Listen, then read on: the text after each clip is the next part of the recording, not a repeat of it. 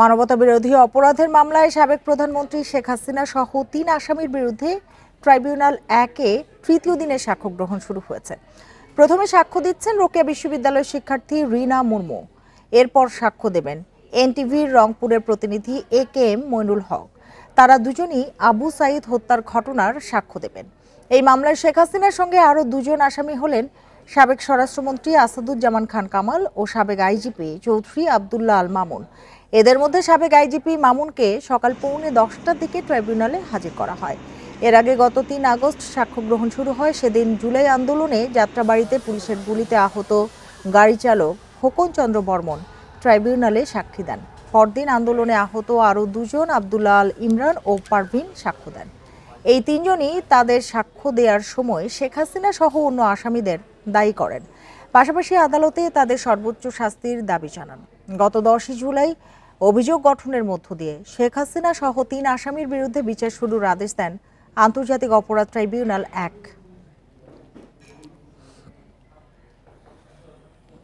জুলাই ঘোষণাপত্র ও নির্বাচনের সময়সীমা ঘোষণা গণতন্ত্র উত্তরণের পথকে সমৃদ্ধ করবে বলে মন্তব্য করেছেন মির্জা ফখরুল ইসলাম আলমগীর। স্বাগত জানিয়ে বলেন, বর্তমান আইনশৃঙ্খলা পরিস্থিতিতেই সুষ্ঠু নির্বাচন সম্ভব। দুপুরে গুলশানে বিএনপি চেয়ারপারসনের রাজনৈতিক কার্যালয়ে সংবাদ সম্মেলনে এসব কথা বলেন মির্জা ফখরুল। ঐতিহাসিক জুলাই ঘোষণাপত্র ও সমসাময়িক রাজনৈতিক প্রেক্ষাপট নিয়ে গুলশানে বিএনপি চেয়ারপারসনের রাজনৈতিক কার্যালয়ে সংবাদ সম্মেলন করে বিএনপি। এ সময় জুলাই ঘোষণাকে স্বাগত জানিয়ে দলের মহাসচিব মির্জা ফখরুল ইসলাম আলমগীর বলেন, এই ঘোষণার মাধ্যমে দেশের গণতান্ত্রিক অচলাবস্থা কাটিয়ে ওঠার পথ তৈরি হলো। নির্বাচনের সময় 2026-এর ফেব্রুয়ারি মাসে যে ঘোষণা করা হয়েছে তাকে স্বাগত জানাচ্ছে। বিএনপি মনে করে এই ঐতিহাসিক ঘোষণা বাংলাদেশে রাজনৈতিক অচলাবস্থা কাটিয়ে উঠবে এবং গণতন্ত্রের উত্তরণের পথকে সুগম করবে। নির্বাচনের মাধ্যমেই গণতন্ত্রের পথে ফিরতে চায় বিএনপি।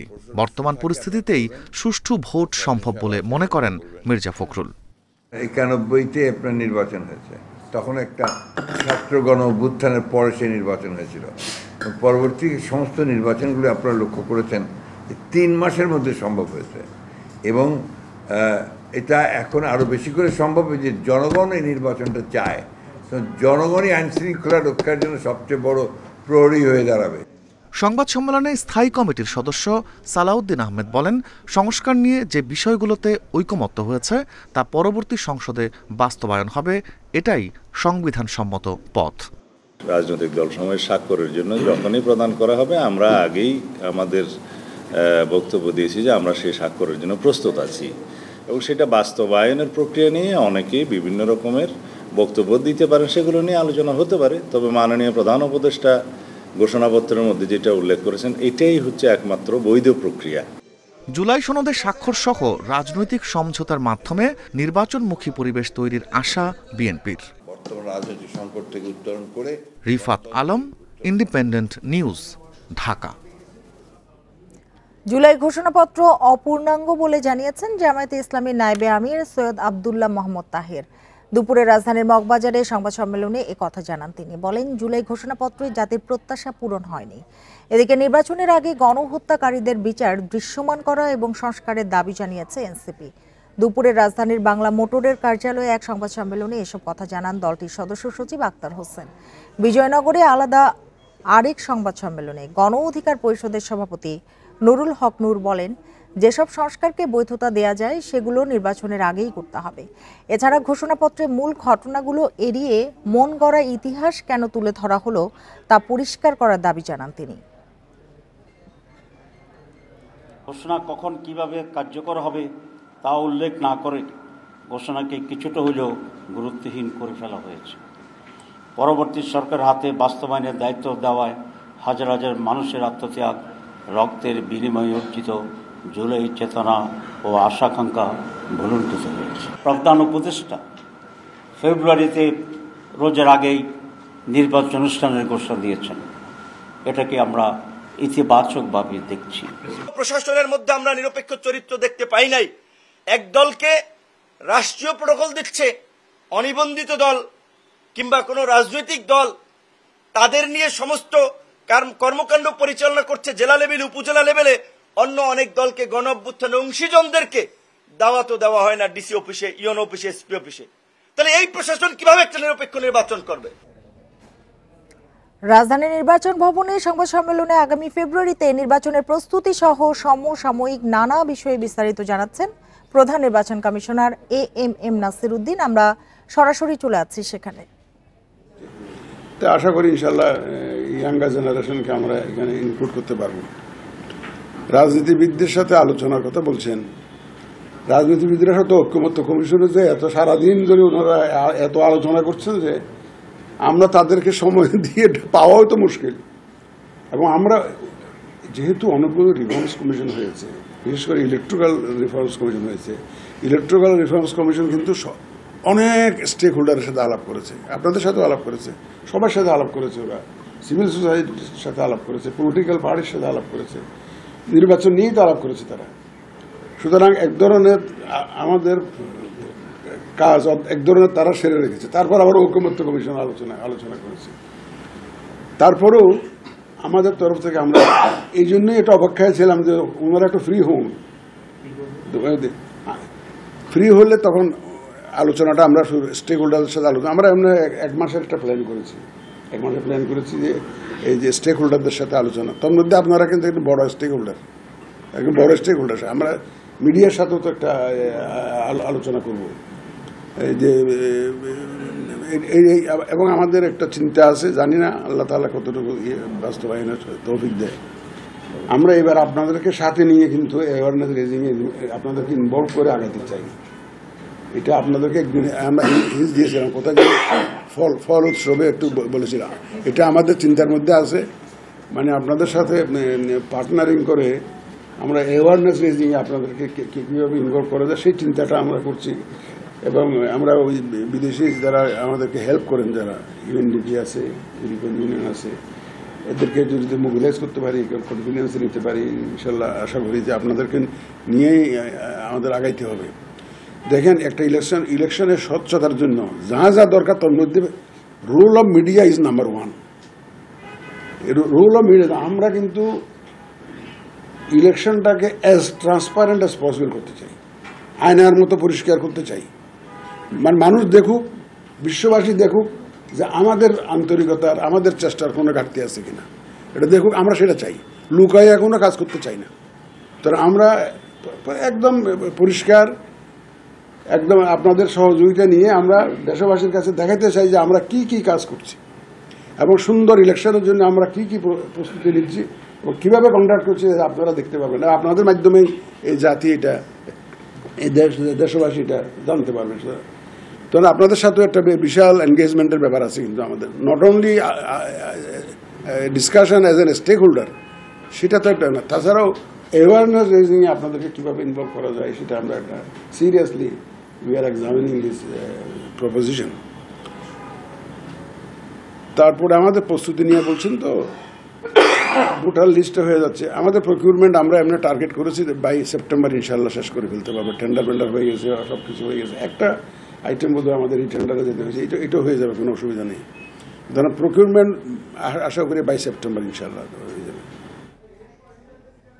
ফেব্রুয়ারিতে নির্বাচনের প্রস্তুতি নিয়ে জানাচ্ছিলেন সিইসি। আমরা এতক্ষণ সেখানেই ছিলাম। বিগত 3 বিতর্কিত নির্বাচনে আইনশৃঙ্খলা বাহিনীর সঙ্গে দায়িত্ব পালন করা ম্যাজিস্ট্রেটদের তথ্য চেয়েছে নির্বাচন commission. Police bureau of investigation PBI এর আবেদনের প্রেক্ষিতে এসব তথ্য চেয়েছে ইসি। নির্বাচন কমিশনের উপসচিব মোহাম্মদ মনির হোসেন স্বাক্ষরিত এক চিঠি থেকে এসব তথ্য জানা গেছে। মামলা তদন্তের স্বার্থে এর আগে PBI 2014, 18 ও 24-এর জাতীয় সংসদ নির্বাচনে দায়িত্ব পালনকারী রিটার্নিং অফিসার, প্রিজাইডিং অফিসার, সহকারী প্রিজাইডিং অফিসার এবং পোলিং অফিসারদের তথ্য চেয়েছিল।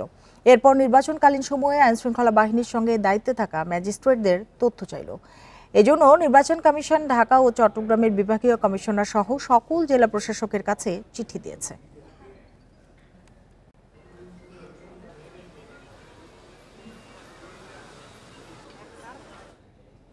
নোয়াখালীর বেগমগঞ্জে মাইক্রোবাস খালে পড়ে একই পরিবারের 7 জন নিহত হয়েছেন। নিহতদের মধ্যে 4 জন নারী ও 3 জন শিশু।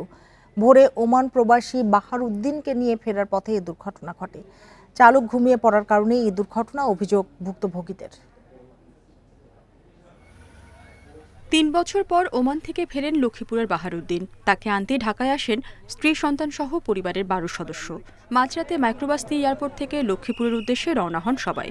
ভোরের দিকে মাইক্রোবাসটি চৌমোহনী লক্ষ্মীপুর আঞ্চলিক মহাসড়কে জগদীশপুর এলাকায় পৌঁছালে নিয়ন্ত্রণ হারিয়ে পাশের খালে পড়ে যায়। চন্দ্রগঞ্জ পূর্ব বাজারের কাছাকাছি আসছিল, গাড়ি নিয়ন্ত্রণ হারায় খালের সাইডে পড়ে গেছে খালে।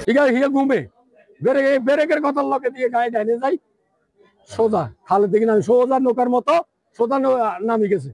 খবর পেয়ে উদ্ধার কাজ শুরু করে ফায়ার সার্ভিস ও পুলিশ। পরে মাইক্রোবাসের ভেতর থেকে উদ্ধার করা হয় 4 নারী ও 3 শিশুর মরদেহ। 12 জন সদস্য ছিলেন। গাড়িটি নিয়ন্ত্রণ হারিয়ে পার্শ্ববর্তী খালে পড়ে যায়। প্রাথমিকভাবে ধারণা করা হচ্ছে যে ড্রাইভারের চোখে ঘুম ঘুম ছিল, এই কারণে গাড়ি নিয়ন্ত্রণ হারিয়ে খালের ভিতরে পড়ে যায়। নিহতদের মধ্যে আছেন বাহারুদ্দিনের স্ত্রী, সন্তান, মা, নানি, এক ভাবি, এক ভাইয়ের স্ত্রী ও সন্তান। বাহারুদ্দিনের অভিযোগ, মাইক্রোবাসটি পানিতে পড়ার পর বাঁচানোর চেষ্টা না করে দরজা খুলে পালিয়ে যায় চালক। নিজে একটা ছোট গ্লাস আছিল, আমি হাতে এটা খোলার পরে আমি নিজে বাইরে আসি। এখন আমার ওয়াইফে টানি, সে তার বাচ্চারে ধরে রাখছে। আমার বড় ভাবিরে টানি, সে তার বাচ্চারে ধরে রাখছে। মেজো ভাবি বাইরে এসে তার বাচ্চা ভিতরে রয়ে গেছে। আমার মারে টানতেছে, আমার মা তার মারে ধরে রাখছে, আমার নানুরে। বাস এই 6 জনটা আমি আর বাইরে দিতে পারি না। হতাহত ব্যক্তিদের পরিবারের অভিযোগের প্রেক্ষিতে পরবর্তীতে আইনি ব্যবস্থা নেওয়া হবে বলে জানিয়েছে পুলিশ। Independent news. বাংলাদেশ থেকে যেভাবে টাকা পাচার হয়েছে, ব্যাংকিং খাতে যেভাবে লুটপাট হয়েছে, সেটি পৃথিবীর কোনো দেশে হয়নি বলে মন্তব্য করেছেন অর্থ উপদেষ্টা সালাউদ্দিন আহমেদ। সকালে রাজধানীর মিরপুরে কৃষি ব্যাংক স্টাফ কলেজে বৃক্ষরোপণ কর্মসূচির উদ্বোধনী অনুষ্ঠানে তিনি এসব কথা বলেন। জানান, অন্য ব্যাংকগুলোতে যে অবস্থা তৈরি হয়েছে সে তুলনায় কৃষি ব্যাংকের অবস্থা ভালো রয়েছে। এছাড়া দেশে কৃষির বিপ্লবে কৃষি ব্যাংকের অবদান সবচেয়ে বেশি বলেও উল্লেখ করেন তিনি। এছাড়া যতদিন তিনি সরকারে থাকবেন ততদিন আর্থিক খাতে সংস্কার করে যাবেন বলেও উল্লেখ করেন অর্থ উপদেষ্টা।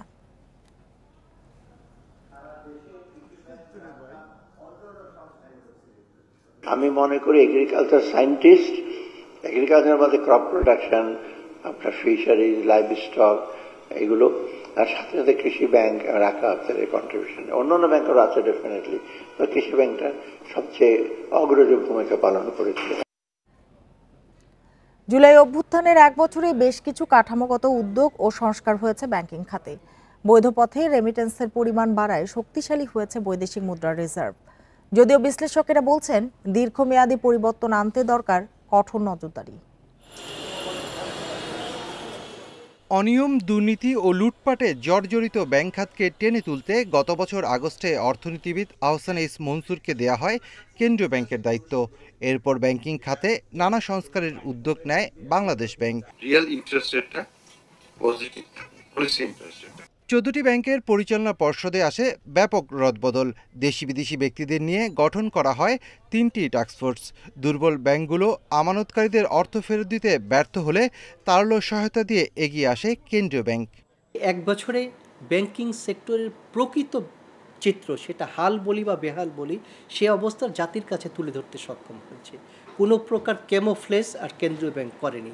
যা প্রকৃত চিত্র, সেটা বর্তমান প্রশাসনের বিপক্ষে গেলেও আমরা কিন্তু কার্পণ্য করিনি প্রকৃত চিত্র জনগণের সামনে তুলে ধরার ক্ষেত্রে। জুলাই অভ্যুত্থানের পর ডলারের বাজারে স্থিতিশীল রাখতে বেশ কিছু পদক্ষেপ নেয় কেন্দ্রীয় ব্যাংক। প্রবাসীদের আন্তরিকতায় ও হুন্ডি কমে যাওয়ায় বাড়তে থাকে বৈদেশিক মুদ্রার প্রবাহ। রেমিটেন্সের পাশাপাশি রিজার্ভে আসে গতি। মূল্যস্ফীতি নিয়ন্ত্রণে নীতি সুধার বাড়ায় বাংলাদেশ ব্যাংক। তবে খেলাপির প্রকৃত চিত্র বের হয়ে আসায় জুন শেষে ব্যাংকিং খাতে খেলাপি 5 লাখ কোটি টাকা ছাড়িয়ে যায়, যা আদায় এখন বড় চ্যালেঞ্জ বলে মনে করেন বিশ্লেষকরা। এখন পর্যন্ত দেখি না কোনো আপনার ঋণ খেলাপি বিচারের সম্মুখীন হয়েছে, কোনো ঋণ খেলাপি জেলে গিয়েছে, তাই না, বা কারো টাকা পয়সা আদায় করতে পেরেছে, তাই না। যার কারণে আমাদের এই পুরো ব্যাংকিং সিস্টেম, যাদের কারণে ব্যাংকিং সিস্টেম পুরোটাই আপনার ক্ষতিগ্রস্ত, তাই না, তাদেরকে আরও সিভিয়ারলি হ্যান্ডেল করতে হবে। এখন আমাদেরকে এই জিনিসটার শক্ত পদক্ষেপগুলো নেওয়ার সময় আসছে। অর্থাৎ we must take definite and concrete action to resolve the problem. অর্থাৎ সমস্যাটা সমাধান করার ক্ষেত্রে একটা দৃঢ় পদক্ষেপ, এটা এখন সময়ের দাবি। স্বাধীন প্রতিষ্ঠান হিসেবে গড়ে তুলতে বাংলাদেশ ব্যাংক অর্ডার নামে নতুন অধ্যাদেশ জারির কার্যক্রম চলছে। তবে সংস্কারের সুফল পেতে রাজনৈতিক সদিচ্ছা জরুরি বলে মনে করেন বিশ্লেষকরা। জুলাই অভ্যুত্থানের পর গেল 1 বছরে ব্যাংক খাতে সুশাসন ফিরিয়ে আনতে নানা ধরনের সংস্কার করছে বাংলাদেশ ব্যাংক। তবে ব্যাংকগুলোতে স্বচ্ছতা, জবাবদিহিতা ও ঋণ খেলাপির বিরুদ্ধে বড় ধরনের কোনো ব্যবস্থা নেয়নি নিয়ন্ত্রণ সংস্থা। এমন অবস্থায় আইনের কঠোর প্রয়োগের আহ্বান জানিয়েছেন বিশ্লেষকরা। Shafil Alam Sujan, independent news, Dhaka. 2025-26 কর বছরের জন্য ই-রিটার্ন দাখিল কার্যক্রমের উদ্বোধনীর দ্বিতীয় দিন সন্ধ্যা পর্যন্ত 15,455 জন রিটার্ন দাখিল করেছেন। এর আগে সোমবার অর্থ উপদেষ্টা এই কার্যক্রমের উদ্বোধন করেন। উদ্বোধনের দিনই 10,202 জন করদাতা আয়কর রিটার্ন অনলাইনে দাখিল করেন, আর দ্বিতীয় দিন সন্ধ্যা পর্যন্ত 5,253 জন রিটার্ন দাখিল করেছেন। গত বছর সীমিত আকারে ব্যক্তি করদাতাদের জন্য অনলাইনে রিটার্ন দাখিল বাধ্যতামূলক করা হলে 17 লাখের বেশি ব্যক্তি করদাতা অনলাইনে রিটার্ন দাখিল করেন। করদাতারা ব্যাংক ট্রান্সফার, ডেবিট ও ক্রেডিট কার্ড, বিকাশ, রকেট, নগদ অথবা অন্য কোনো মোবাইল আর্থিক সেবা অ্যাপের মাধ্যমে ঘরে বসেই কর পরিশোধ করে অনলাইনে আয়কর রিটার্ন দাখিল করতে পারবেন।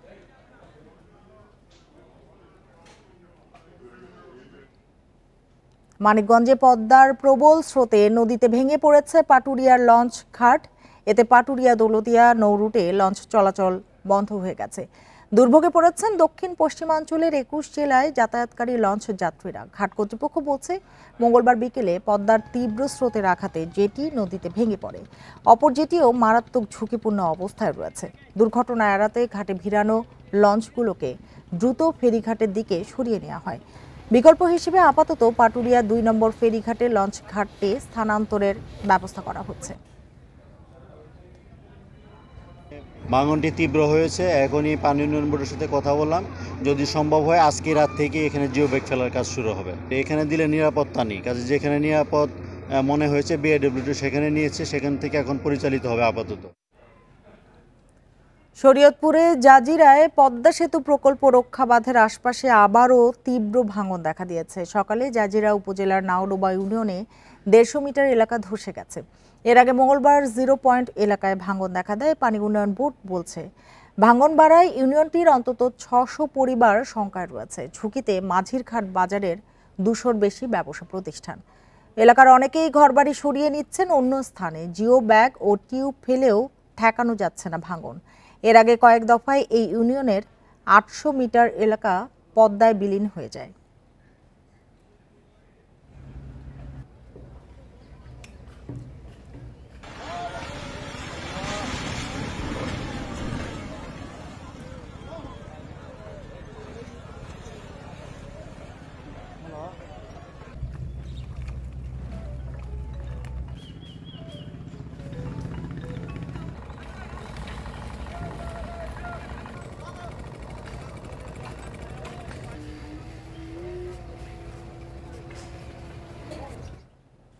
মানিকগঞ্জে বর্ষা এলেই প্রাণ ফিরে পায় ঘিওরের 200 বছরের পুরনো ঐতিহ্যবাহী নৌকার হাট।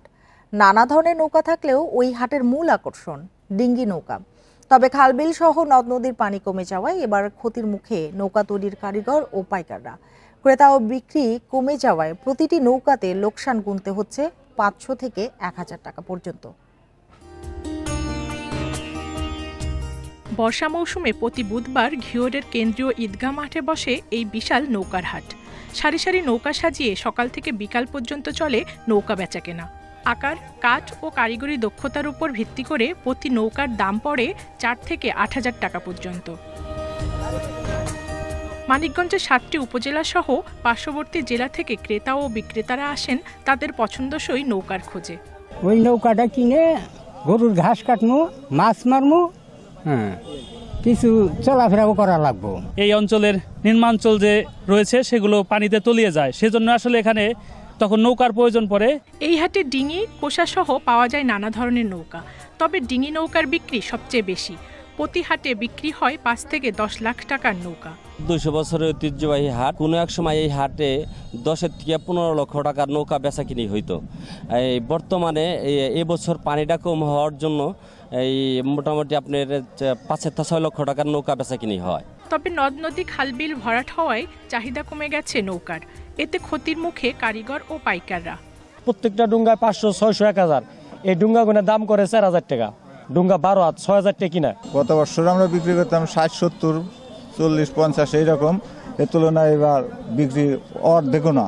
200 বছরের পুরনো ঘিওরের নৌকার হাট গ্রামীণ অর্থনীতির জন্য গুরুত্বপূর্ণ। খালবিল ও নদ নদীর পানি বাড়লে বেচাকেনা বাড়বে, এমনটাই প্রত্যাশা নৌকা তৈরির কারিগর ও পাইকারদের। Independent News. যমুনা পদ্মা অববাহিকায় 7 জেলায় এবছর নদী ভাঙ্গন তীব্র আকার ধারণ করতে পারে। প্রায় 850 হেক্টর কৃষি জমি, বসত ভিটা বিলীন হয়ে যেতে পারে বলে পূর্বাভাস দিয়েছে centre for environmental and geography information service, CEIGS।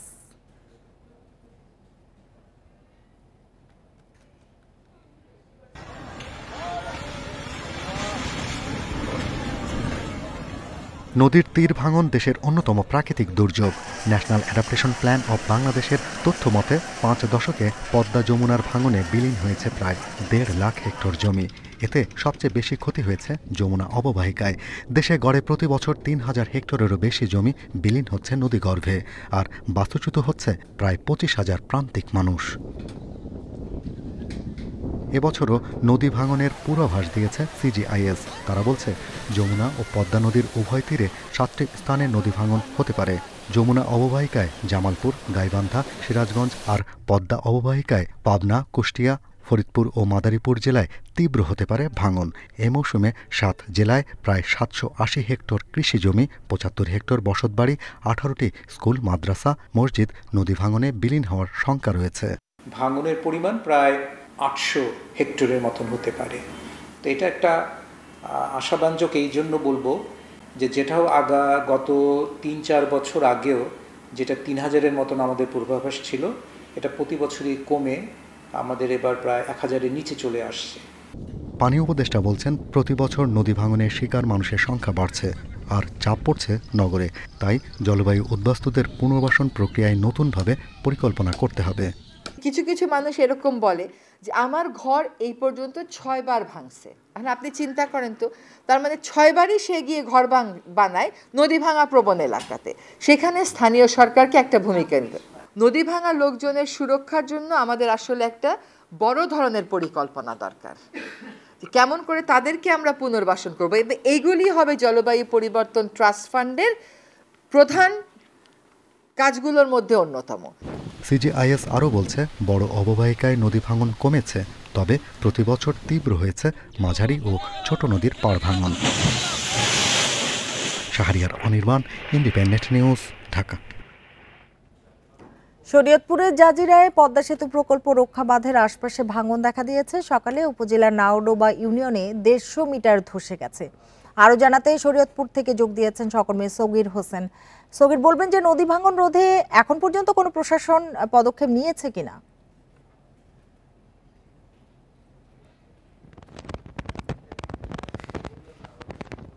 আমরা সকালে এসেছি নদী ভাঙন কবলিত এলাকায়।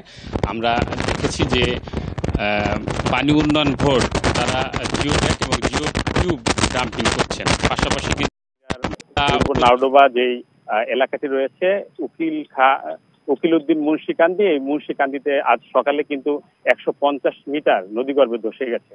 তো আমরা এলাকা থেকে যতটুকু জেনেছি এখানে প্রায় 35 থেকে 36টি ঘর বসতঘর নদীগর্ভে বিলীন হয়েছে। পাশাপাশি আমরা দেখেছি যে ব্যবসা প্রতিষ্ঠানও কিন্তু নদীগর্ভে বিলীন হয়েছে। এই পর্যন্ত পানি উন্নয়ন বোর্ড যেটা জানিয়েছে আমাদের যে পদ্মা সেতু কনেকশন ইয়ার রক্ষাবাদ এবং পদ্মা নদী জাজিরা যেই রক্ষাবাদ রয়েছে এখানে প্রায় 700 মিটার নদীগর্ভে বিলীন হয়েছে বিভিন্ন ধাপে। এছাড়া আমরা যেটা জেনেছি জেলা প্রশাসন এবং উপজেলা প্রশাসনের থেকে কিন্তু তাদের আর্থিক সহায়তা করা হয়েছে।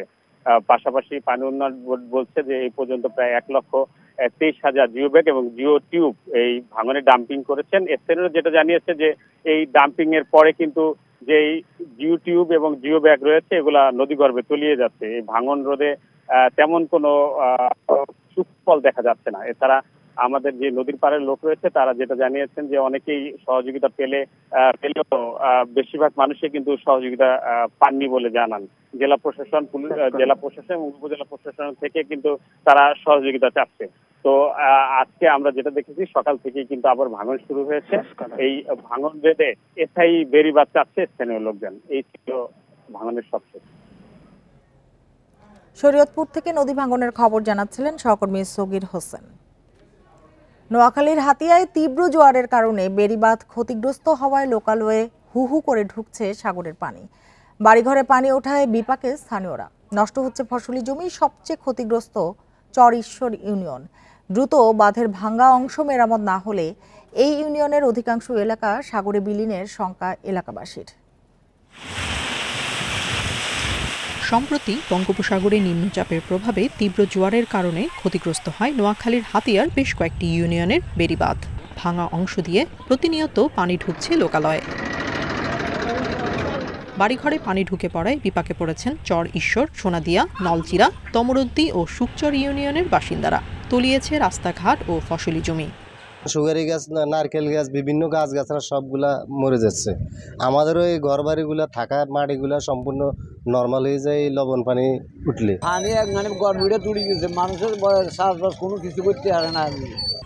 এক বছর আগে চর ঈশ্বর ইউনিয়নের নলজিরা ঘাট থেকে বাংলাবাজার পর্যন্ত 4 কিলোমিটার বেড়িবাঁধ নির্মাণ করা হয়। এবার তার অর্ধেক অংশই ক্ষতিগ্রস্ত হওয়ায় ক্ষুব্ধ স্থানীয়রা। বাঁধ মেরামত না করলে এই ইউনিয়নের বেশিরভাগ অংশই সাগরে বিলীনের শঙ্কা তাদের। সেন্ট্রাল থেকে টাঙ্কি পুরোটা বেড়ে চলে যাওয়ার কারণে মানুষের অনেক ক্ষয়ক্ষতি হতে আছে। এখানে যে কোনো একটা জি ব্যাগ এবং ব্লকের ব্যবস্থা করলে তাহলে হাজার হাজার মানুষ এখানে রক্ষা পাবে। লবণ পানি মানুষের অনেক ক্ষয়ক্ষতি হবে। ক্ষতিগ্রস্ত বেড়িবাঁধ মেরামতে শিগগিরই ব্যবস্থা নেওয়া হবে বলে জানিয়েছে পানি উন্নয়ন বোর্ড। আমাদের যে চলমান আছে সিডিএসপি প্রকল্পের আওতায় বিকল্প বেড়িবাঁধ সহ বিভিন্ন কয়েকটা রেগুলেটর নির্মাণের পরিকল্পনা ছিল, কিন্তু নদী ভাঙন কাছাকাছি হওয়া সহ বিভিন্ন প্রতিকূল কারণে সেই রেগুলেটর একটা টেকনিক্যাল কমিটি হয়। জেলার 4 উপকূলীয় উপজেলা হাতিয়া, সুবর্ণচর, কোম্পানিগঞ্জ ও কবিরহাটে 325 কিলোমিটার বেড়িবাঁধের 7 কিলোমিটার এলাকা ঝুঁকিপূর্ণ। Independent news. টানা বৃষ্টিতে আবারও জলাবদ্ধতা দেখা দিয়েছে যশোরের অর্ধ শতাধিক গ্রামে। ভুক্তভোগীদের অভিযোগ, দুর্নীতি আর লুটপাটে ভেসে গেছে একের পর এক উন্নয়ন প্রকল্প। 3 দশকে 400 কোটি টাকার বেশি খরচ করেও সমাধান হয়নি দক্ষিণ পশ্চিমাঞ্চলের ভবদহ সমস্যার। এবছরের জুনে যশোরে গড় বৃষ্টিপাত ছিল 299 মিলিমিটার, আর জুলাই মাসের 31 তারিখ পর্যন্ত বৃষ্টি হয়েছে 828 মিলিমিটার। এর জেরে ভবদহের 52টি বিল ফের প্লাবিত হয়ে অর্ধ শতাধিক গ্রামে জলাবদ্ধতা দেখা দিয়েছে। পানি উন্নয়ন বোর্ডের তথ্য মতে জলাবদ্ধতা নিরসনে 1994 সালে 257 কোটি টাকা ব্যয় নেওয়া হয় ভবদহ পানি নিষ্কাশন প্রকল্প। পরে 2007 সালে আরও 59 কোটি 59 লাখ এবং 2010 সালে 73 কোটি 60 লাখ টাকা ব্যয় করা হয় জলাবদ্ধতা নিরসনে। এছাড়া একাধিক ছোট প্রকল্পে ব্যাপক অর্থ ব্যয় হলেও সমস্যা স্থায়ী সমাধান হয়নি। প্রত্যেক বছরই এই পানি আসে, এই পাশে বগদা দিয়ে পানি সরে, কিন্তু সরার কোনো লাইন নেই, মেশিন টেশিন চলে ঠিক মতো চলে না। বাতরান দেখাবো কোন ফালি, গরু বছর রাখবো কোন ফালি, দারুণ সমস্যা মাইগে। স্থানীয়দের অভিযোগ, অনিয়ম, লুটপাট আর দুর্নীতির কারণে মুখ থুবড়ে পড়েছে অতীতের প্রকল্পগুলো। পানি উন্নয়ন বোর্ড, পানি সম্পদ মন্ত্রণালয় কখনোই এইটাকে গুরুত্ব দেন না। ভবদহ হলো একটা সোনার ডিম পাড়া হাঁস, ফলে এই সমস্যার সমাধান করতে মুনাফা হবে না। তবে স্থায়ীভাবে জলাবদ্ধতা নিরসনে সরকার মেগা প্রজেক্ট হাতে নিয়েছে বলে জানিয়েছেন জেলা প্রশাসক। জলাবদ্ধতা নিরসন সরকার বড় ধরনের প্রকল্প নিয়েছে, সেই প্রকল্পগুলো যদি বাস্তবায়িত হয়ে যায় ইনশাল্লাহ হয়তো কোনো এক সময় আমাদের এই সমস্যার সমাধান হবে। এর মধ্যে জলাবদ্ধতা নিরসনে ভবদহের 21 ভেন্টের 6টি গেট খুলে দেওয়া হয়েছে। Independent news. দিনাজপুরে পুরোদমে চলছে রোপা আমনের চাষাবাদ। সম্প্রতি ভারী বৃষ্টিতে জমি চাষের উপযোগী হওয়ায় ব্যস্ত সময় পার করছেন কৃষকরা। তবে বৃষ্টি কমলে এবং কৃষি উপকরণের দাম বেশি হওয়ায় আমনের উৎপাদন খরচ বাড়ার শঙ্কার কথা জানিয়েছেন তারা। দিনাজপুরে এবার টানা খরায় বিপাকে ছিলেন কৃষকরা। ধানের চারা প্রস্তুত থাকলেও রোপণ সম্ভব হচ্ছিল না। তবে কয়েক সপ্তাহের খরার পর ভারী বৃষ্টিতে ফিরেছে স্বস্তি। রূপা আমন চাষের উপযুক্ত সময় জুলাইয়ের মাঝামাঝি থেকে আগস্টের মাঝামাঝি পর্যন্ত। শেষ সময় তাই ব্যস্ততা কৃষকদের। এদিকে বৃষ্টি কম, শ্রমিক সংকট ও উপকরণের দাম বৃদ্ধির কারণে উৎপাদন খরচ নিয়ে শঙ্কায় পড়েছেন তারা। আমাদের দাবি যেন ধান চাউলের দাম ঠিক থাকে, সার পয়সার দাম যেন আমরা কম পাই। বৃষ্টি না হলে তখন সেচ দিতে হবে, সেচ দিতে গেলে তখন আবার এই পানির খরচটা বাড়বে, তখন আবাদ ফসলের উৎপাদন খরচটা আমাদের বেড়ে যাবে। লেবার পাওয়া যাচ্ছে না, এই জন্য আমাদের একটু তাড়াহুড়ো সমস্যা হয়ে গেছে। জুলাই মাসে দিনাজপুরে স্বাভাবিকের চেয়ে প্রায় 100 মিলিমিটার বৃষ্টি কম হয়েছে। তবে চলতি সপ্তাহ জুড়েই বৃষ্টি অব্যাহত থাকার কথা জানিয়েছে আবহাওয়া অফিস। তবে চলতি বছরে 30 জুলাই পর্যন্ত বৃষ্টিপাত দিনাজপুরে রেকর্ড করা হয়েছে 247 মিলিমিটার, যা স্বাভাবিকের চাইতে প্রায় 100 মিলিমিটারের মতো। আগস্টে স্বাভাবিক বৃষ্টিপাত হওয়ার সম্ভাবনা রয়েছে। কৃষি বিভাগ বলছে আবহাওয়ার বিরূপ প্রভাবে জেলায় কৃষিকাজ ব্যাহত হচ্ছে। তবে কৃষকদের সব ধরনের পরামর্শ দেওয়ার কথা জানিয়েছেন কর্মকর্তারা। বৃষ্টি হওয়া শুরু হয়েছে, এই বৃষ্টিতে কিন্তু আমাদের রোপণ কার্য দ্রুত সম্পূর্ণ হবে। এতদিন যে কিছু অপেক্ষায় ছিল সেই বৃষ্টি কিন্তু এখন নিয়মিত হচ্ছে। আশা করি এই বছর আমরা আমনের বাম্পার ফলন উৎপাদন করতে সম্ভব। এবার জেলায় 2,60,860 হেক্টর জমিতে আমন চাষের লক্ষ্য ধরা হয়েছে। এই পর্যন্ত আবাদ হয়েছে মাত্র 35 ভাগ জমিতে। Independent news. দেখছেন বিরতিহীন সংবাদ দুপুর, এরপর আরো যা দেখবেন। জিম্মিদের ক্ষতি হলেও গাজা দখলের পক্ষেই নেতানিয়াহু, হস্তক্ষেপ না করার ইঙ্গিত দিলেন ট্রাম্প।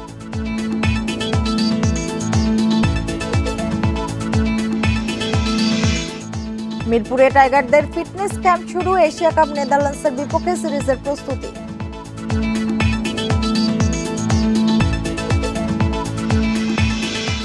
আজ 22শে শ্রাবণ, বাঙালির চিন্তা ও মননের প্রাণ পুরুষ রবীন্দ্রনাথ ঠাকুরের 84তম প্রয়াণ দিবস। বাংলা সাহিত্যকে নানা বর্ণে, গন্ধে, ছন্দে, গীতিতে সাজানো রবীন্দ্রনাথ ঠাকুর 1941 সালে শ্রাবণের এই দুপুরে বিদায় নেন।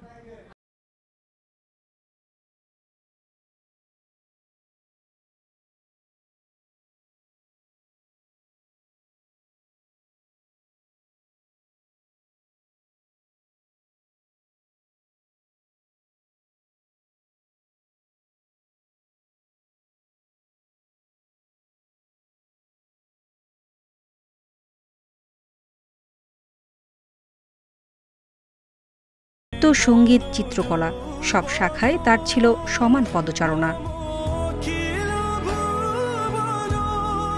তিনি শুধু কবি নন, তিনি এক সমস্ত সৃষ্টির সঙ্গীত। বাঙালির গানে, প্রাণে, মননে বেঁচে আছেন তিনি যুগ যুগ ধরে।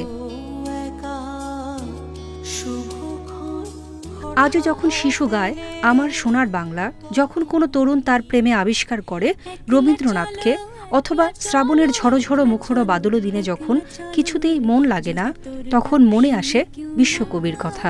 রবীন্দ্রনাথ থাকবেন যতদিন বেঁচে থাকবে বাংলা ভাষা।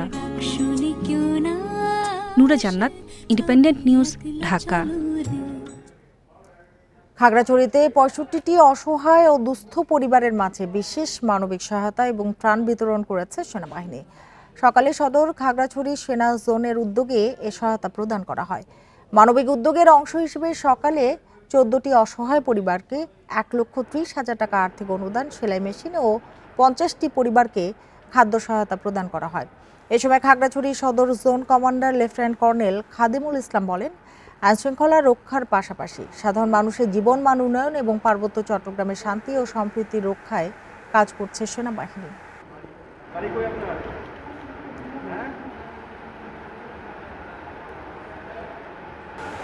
আর এই ছিল এখনকার সংবাদে। ইন্ডিপেন্ডেন্ট টেলিভিশনের সব খবরের আরও বিস্তারিত জানতে চোখ রাখুন ফেসবুক, ইউটিউব এবং এক্সে। ধন্যবাদ সবাইকে এতক্ষণ সাথে থাকার জন্য।